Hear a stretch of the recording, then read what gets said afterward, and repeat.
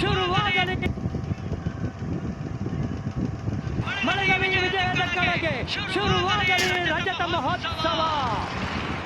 ಮೊದಲನೇ ಟ್ರೋಫಿ ಪ್ರತಿಷ್ಠೆಗೆ, ಎರಡನೇ ಟ್ರೋಫಿ ಪರಂಪರೆಗೆ ಇಲ್ಲಿಂದ ಲೆಗಸಿ ಬೆಳ್ಕೊಂಡು ಹೋಗುತ್ತೆ. ಎರಡು ಮಾತು ಇಲ್ಲವೇ ಇಲ್ಲ.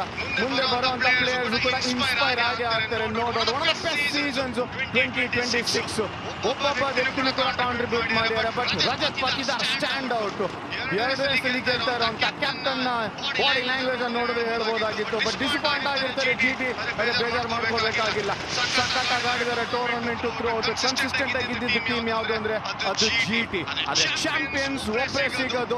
ಯಾರು ಕಂಟೆಂಡರ್ಸ್ ಅಂತ ಕೇಳೋದಿಲ್ಲ, ಯಾರು ಆಡಿದ್ರು ಅಂತ ಕೇಳೋದಿಲ್ಲ, ಯಾರು ಗೆದ್ರು ಅಂತ ಕೇಳ್ತಾರೆ. 2026ರ ಸುವರ್ಣಾಕ್ಷರದಲ್ಲಿ ಬರಬೇಕಾಗಿರುವಂತ ಚರಿತ್ರೆ, ಅದು ಕೆತ್ತಿರುವಂತ ಚರಿತ್ರೆ RCBಗೆ.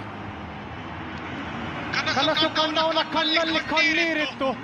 ಇಂದು ಅದೇ ಕಣ್ಣಲ್ಲಿ 2 ಟ್ರೋಫಿಗಳ ಹೊಳಪು ಇದೆ. ಕಿಂಗ್ ಕೊಹ್ಲಿ ಮತ್ತೆ ಚಾಂಪಿಯನ್. ಇವನು ಟ್ರೋಫಿ ಗೆಲ್ಲಲು ಬಂದವನಲ್ಲ, ಟ್ರೋಫಿಯ ಮೇಲೆ ತನ್ನ ಹೆಸರನ್ನು ಕೆತ್ತಲು ಬಂದವನು. ಅವನೇ ರಜತ್ ಪತಿದಾರ್.